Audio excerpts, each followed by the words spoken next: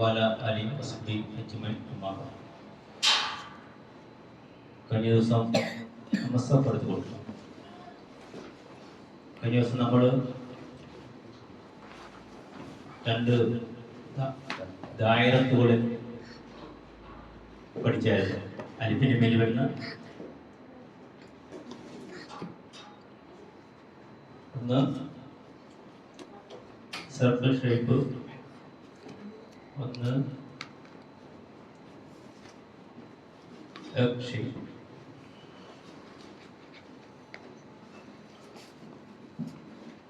ഒന്ന് ദായറത്തുൽ ബൈദാവിയ. ഇത് നമ്മൾ ഇത് വന്നാൽ എങ്ങനെ ഓതണം എന്നുള്ളതാണ് നമ്മൾ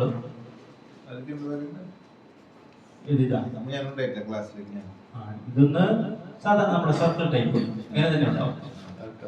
ഇത് എഗ് ഷേപ്പ് ഇങ്ങനെ തന്നെ ഖുർആനിലുണ്ട്. ഈ റസ്മസ് മാജിക് ഈ ലൈനുള്ളതിന്റെ അങ്ങനെ ലൈനുള്ള ഖുർആനില് ഹംസ അർപ്പുണ്ടാകത്തില്ല, ഹംസ അതിലുണ്ടാകത്തില്ല. അപ്പൊ ഹംസന്റെ നിയമങ്ങളൊക്കെ പഠിക്കണമെങ്കിൽ നമ്മൾ ഇത് തന്നെ യൂസ് ആക്കണം. ഒരു പുസ്തകം എടുക്കണം. ഇത് നിങ്ങൾ ഏത് സൂറത്തിലാണ് ഇത് കണ്ടിട്ടുള്ളത്? ആ സൂറത്തിൽ സൂറത്ത് ഇൻസാൻ, മാഷാ അല്ലാഹ്, സൂറത്ത് ഇൻസാനിൽ തന്നെ ഇതുണ്ട്. നോക്കാം, ഈ രണ്ട് സിമ്പിൾ മനസ്സിലാക്കണം കേട്ടോ. നമ്മുടെ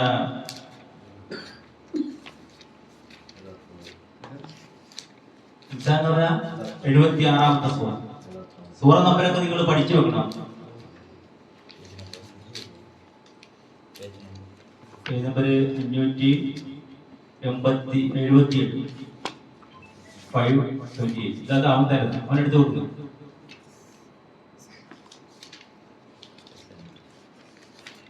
ഇൻസാൻ എന്ന് പറഞ്ഞാൽ നമ്മള് കഴിഞ്ഞ ദിവസം എന്താണ് അതിന്റെ മീനിങ്? ഇൻസാൻ മനുഷ്യ, മനുഷ്യ. അതില് എത്രാമത്തെ ആയത്തിലാണ് അതുള്ളത്? ആയത്ത് നമ്പർ കണ്ട സുഹൃത്താണ് ഇൻസാൻ എടുത്ത 15ാമത്തെ ആയത്ത് നോക്കണം. 4ാമത്തെ ആയത്ത് സലാസില.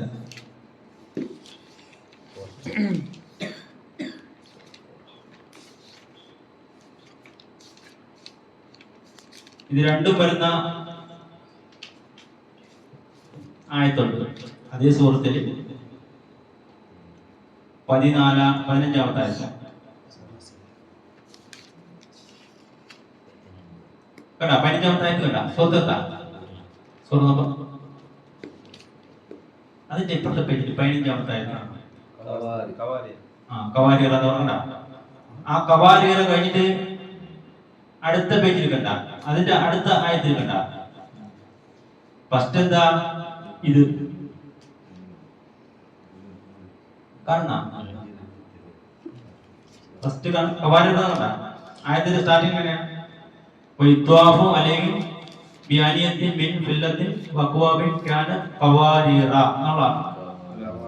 പിന്നെ കവാരിറ അടുത്ത വീടിൽ കണ്ട അവരനുസരിച്ച് ഇത് രണ്ടു പേരെ അത് കറക്റ്റ് കാണുന്നില്ലേ? ഒന്ന് ഫസ്റ്റ് ഇത്, സെക്കൻഡ് ഇത്. നെക്സ്റ്റ് ഷേപ്പ് വന്ന് സർക്കിൾ ഷേപ്പ് കണ്ട. കവാരിറയിൽ കണ്ട. ഇനി നമ്മള് ആ അലിഫ് അവിടെ ഇല്ലായിരുന്നെങ്കിൽ എങ്ങനെ ഓതും? ആ അലിഫ് നമ്മളിങ്ങനെ കൈകൊണ്ട് മറിച്ചു പിടിക്കും. മനസ്സിലാക്കി എങ്ങനെ ഓതും? കവാരിർ അല്ലേ? കവാരിർ. ഇനി നമ്മള് റാ എന്ന് ഓതി നിർത്തണമെങ്കിൽ എന്ത് വേണം? തൻവീൻ ശബ്ദം ഇട്ട് നിർത്തണം, ആ സൗണ്ട് നിർത്തണം. ഇവിടെ പക്ഷെ എന്താണ് നിയമം? ഇവിടെ ഈ ഇത് വന്നു കഴിഞ്ഞാല് ആ അലിഫിന് പ്രൊനൗൺസിയേഷൻ ഉണ്ട് എന്നാണ്. അലിഫിന് അവിടെ ഉച്ചാരണം ഉണ്ട്. അതുകൊണ്ടാണ് കാനത് കവാരീറ തോന്നുന്നത്. അതിന് ഈ സർക്കിൾ വന്നാൽ, ഈ ടൈപ്പ് വന്നാൽ, ഓവൽ ഷേപ്പ് അല്ലെങ്കിൽ എക്സ് ഷേപ്പ് വന്നാൽ അതിന് പ്രൊനൗൺസിയേഷൻ ഉണ്ട്. ഇനി പ്രൊനൗൺസിയേഷൻ ഉണ്ട് എന്ന് നമ്മൾ മനസ്സിലായി. അതേ വചനം ജോയിന്റ് ആക്കി ഓതിയാലും അതിന് പ്രൊണൗൺസിയേഷൻ ഇല്ല എന്ന് കാണിക്കാനാണ് രണ്ടാമത് എന്നാണ് അതിന്റെ അടുത്തൊരു അടയാളം.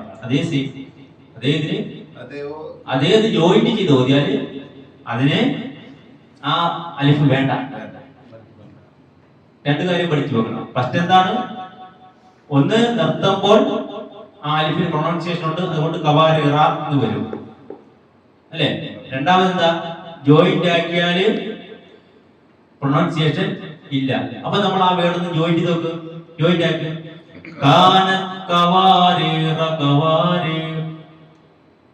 ഞാൻ ജോയിന്റ് നിർത്തി എങ്ങനെയാണ്? കാരണം അടുത്ത ഇതിലെന്താ? അടുത്ത അലിഫുണ്ട കവാര്, അതിന് പ്രൊണൗൺസിയേഷൻ ഇല്ല. എങ്ങനെയാണ്? അതിൽ ഇപ്പുറത്തേക്ക് പ്രൊണൗൺസിയേഷൻ ഇല്ല. അത് സാധാ ഇത് തന്നെ. ശൂന്യം എന്ന് കാണിക്കാൻ സീറോ ഇട്ടിരിക്കുന്നത്. അത് നമ്മള് മൈൻഡ് ആക്കണ്ട. പക്ഷെ മൈൻഡ് ആക്കണ്ടെന്നല്ല കേട്ടാ, വേണ്ടെന്നല്ല. അത് എങ്ങനെയാണ് അതിന്റെ റൂൾസ്? എങ്ങനെയാണ്? കവാര് നിർത്തണം. മനസ്സിലായേ? ഒന്ന് ഈ ആയത്ത് അവിടെ പോലെ നോക്കും. അലൈഹിം ബിആനിയത്തിൻ മിൻ ഫില്ലത്തിൻ വഅക്വാബിൻ കാനത് ഖവാരീറ എന്നാണ് ആയത്ത്. വേർഡുകൾ മനസ്സിലാക്കാൻ. അലൈഹിം ബിആനിയത്തിൻ മിൻ ഫില്ലത്തിൻ വഅക്വാബിൻ കാനത് ഖവാരീറ എന്ന് ഓതണം. അപ്പൊ നമ്മൾ ഫുള്ള് ഓതും. أعوذ بالله من الشيطان الرجيم بسم الله الرحمن الرحيم ويطاف عليهم بآنية من فضة وأكواب كانت قواريرا. ഇങ്ങനെയാണ് ഓതി നിർത്തേണ്ടത്. അതിന്റെ ഇടയ്ക്ക് എവിടെയെങ്കിലും ജായിസോ ഇസ്ലി എന്തെങ്കിലും ഉണ്ടോ? സിമ്പിൾ ഒന്നുമില്ല. അപ്പൊ അവിടെ തന്നെ വന്ന് നിർത്താം. എവിടെയൊക്കെ നിയമമുണ്ട്? അലൈഹിം ബിആനിയത്തിൻ മീമിലേക്ക് വരുമ്പോൾ ഇദ്ഗാം ബിഗുന്ന എന്ന് പറയുന്ന നിയമം വരുന്നുണ്ട്. ഇഖ്ഫാഉ ഫില്ലത്തിൻ തൻവീന് ശേഷം വാവ് നിങ്ങളുടെ ചുണ്ട് കൂടണം. വെൽഡിംഗ് പോലെ. വെൽഡിംഗ് ചെയ്ത വെൽഡിംഗ് കൊണ്ട് അറിയത്തില്ല എന്തുപോലെ അവിടുത്തെ നിയമമാണ്. ഇദ്ഗാം ബിഗുന്ന പിന്നെ വീണ്ടും നാസൽ സൗണ്ട് സൗണ്ട് ചേഞ്ച് ആകുന്ന അത്രയും നിയമങ്ങൾ അതിൻ്റെ ഇടയ്ക്കുണ്ട്. അപ്പൊ രണ്ട് സ്ഥലത്ത് ഇഖ്ഫാവ് സൗണ്ട് ഉണ്ട്. ഇഖ്ഫാന്റെ നിയമങ്ങൾ എന്താ? ഇഖ്ഫാവിന് how many letters? 15 letters ഉണ്ട്. ഇഖ്ഫാന് 15 letters ഉണ്ട്. ഏതിന്?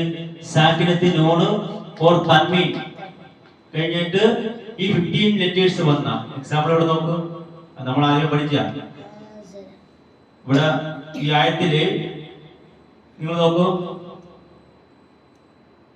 മിൻ ഫില്ലത്തിൻ കണ്ട മിൻ സാക്കിനത്ത് മിൻ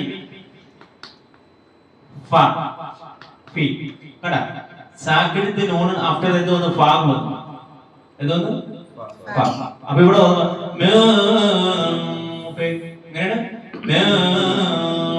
ഓപ്പൺ ആക്കണം. ആ സൗണ്ട് കിട്ടണം കേട്ടാ. നമ്മളത് ക്ലിയർ ആക്കിയെങ്കിൽ നമ്മുടെ മക്കൾക്ക് ഖുർആൻ പാരായണം കിട്ടത്തുള്ളൂ. നിങ്ങൾ ഒത്തിരി ഖുർആൻ പാരായണം ഓതി നോക്കണം. നമ്മുടെ മക്കളൊക്കെ എങ്ങനെ ഖുർആൻ പഠിച്ചു? ഞാൻ വെറുതെ ഇരിക്കുമ്പോ ഓതും.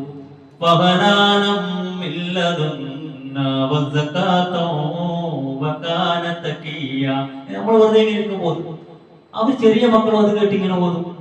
അങ്ങനെ നമ്മള് ഖുർആന് നമ്മുടെ ഒരു ഇതില് മൈൻഡിലേക്ക് വെറുതെ ഓതിക്കൊണ്ട് ആ മക്കളും അത് കേട്ടു. അവർക്ക് ആയത് പെട്ടെന്ന് പറയാട്ടെ. അതേ സുഹൃത്ത മറിയും അങ്ങനത്തെ നമ്മുടെ സുഹൃത്തേക്ക് ഇങ്ങനെ നമ്മൾ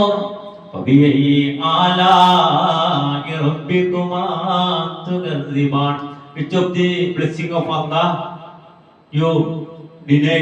അള്ളാഹുവിന്റെ ഏത് അനുഗ്രഹത്തെയാണ് നിങ്ങൾ അവോയ്ഡ് ആക്കുന്നത് പറഞ്ഞിട്ട് അതൊക്കെ നമ്മളിങ്ങനെ ഓതണം. എങ്ങനെ ഓതണം? ഈ വായിൽ വെച്ച് ഇങ്ങനെ ഈ മൂല്യാക്കന്മാർ ഖുർആൻ അങ്ങനെ ഓതിയ പറയാം. അവരൊക്കെ ഖുർആനെ എത്ര യഥാർത്ഥത്തിൽ നമ്മുടെ മുസ്ലിം സമുദായം നിങ്ങൾ കണ്ടിട്ടില്ലേ?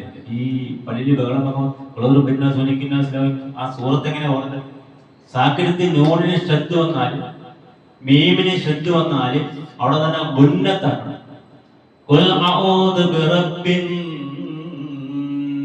നാസ്. ഇതിനാണ് ഇത് ഓതുന്ന സമയം കൊണ്ട് അവർ തീർന്നു. ഒരായത്ത് ഒരായത്ത് തജ്വീദിനനുസരിച്ച് ഓതുന്ന സമയം കൊണ്ട് അവർ തീർന്നു. ആ ഓത്ത് നമ്മള് മാറ്റിയിട്ട് നബി സല്ലല്ലാഹു അലൈഹി വസല്ലം പഠിച്ച രീതിയിൽ ഓതാമെങ്കിൽ നമ്മൾ വെറുതെ ഇങ്ങനെ വീട്ടിലിരുന്നിട്ട് ഓതണം. അവിടെ ഈ സൗണ്ട് കിട്ടണം. അതിൽ തന്നെ ജോർന്നത്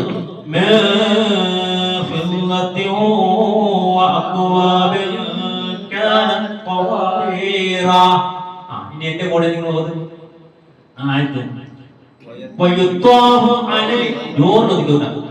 ويطاف عليهم بآنية من فضة وأكواب كانت قواريرا.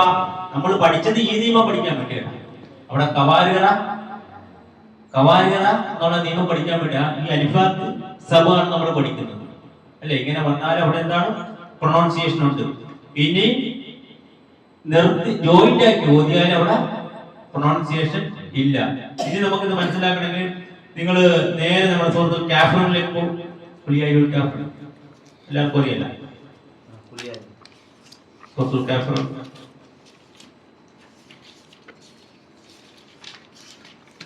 അതിലത്തെ 4-ാമത്തെ ആയത്ത് നോക്കൂ.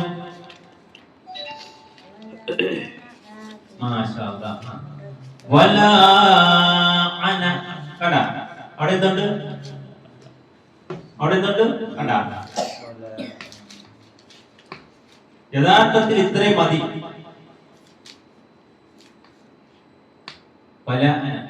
അല്ലേ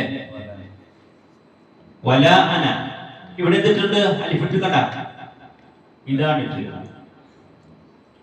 ആ ഫസ്റ്റ് ശൂന്യമാണ്. ഇവിടെ നീട്ടാൻ പാടില്ല.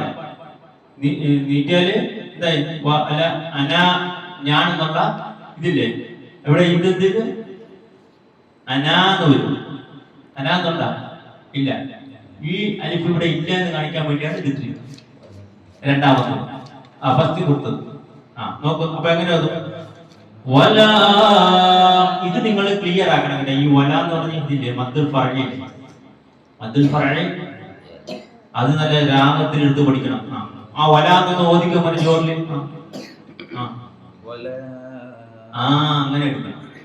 അങ്ങനെ എടുത്ത് വെച്ചു. വല ഒരേപോലെ അല്ല.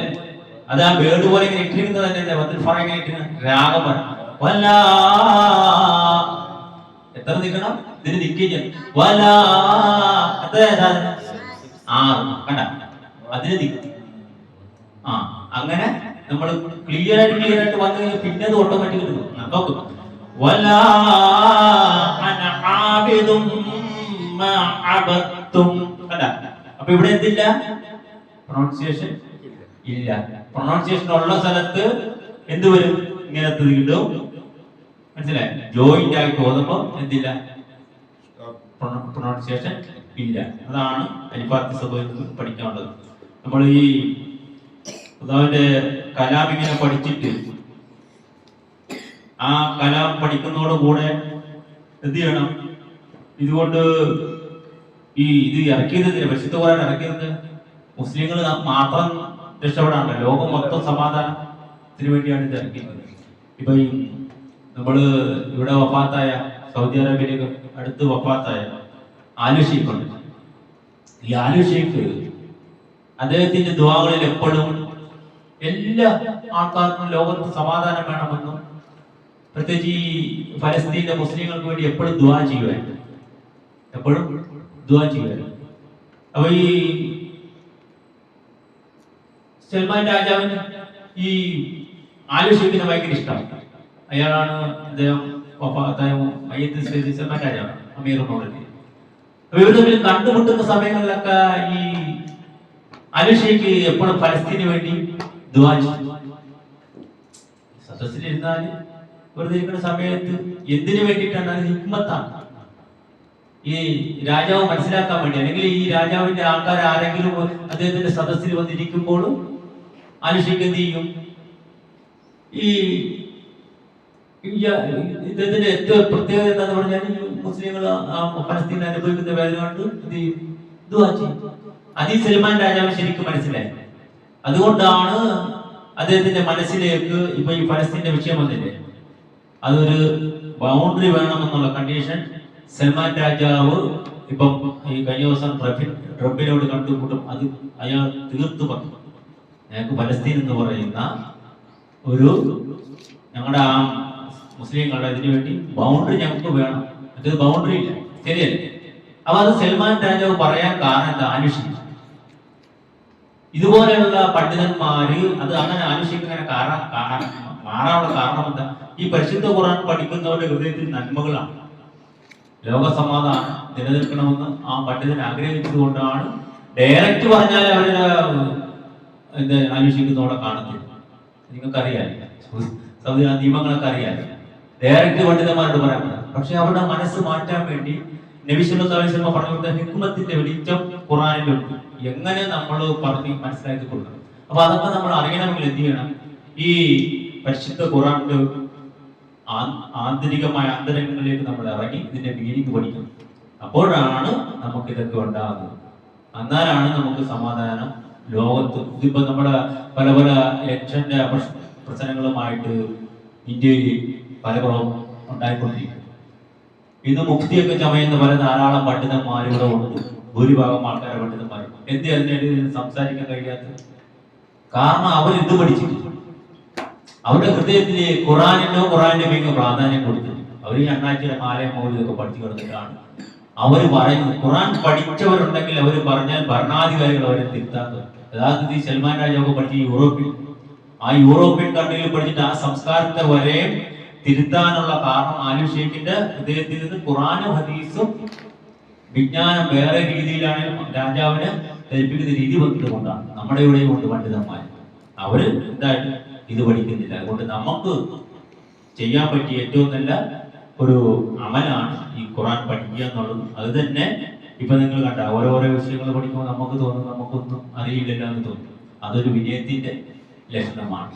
അത് നമ്മൾ മനസ്സിലാക്കണം. പരിശുദ്ധ ഖുറാൻ പഠിക്കുകയും ജീവിതത്തിൽ പ്രവർത്തിക്കുകയും ചെയ്യുന്ന വിശ്വാസികളിൽ അല്ലാഹു നമ്മെ എല്ലാവരെയും ഉൾപ്പെടുത്തി അനുഗ്രഹിക്കുമാറാണ്. അൽഹംദുലില്ലാഹി റബ്ബിൽ ആലമീൻ.